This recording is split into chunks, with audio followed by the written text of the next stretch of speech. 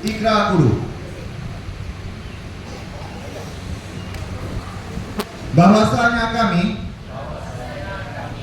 guru-guru negara Malaysia dengan ini berikrar mendukung terus cita-cita kami terhadap tugas kami dan menyatakan keyakinan kami pada cita-cita murni pekerjaan kami. Kami akan berbakti kepada masyarakat dan negara kami. Kami sentiasa menjunjung perlembagaan negara. Kami mengamalkan prinsip-prinsip hukum negara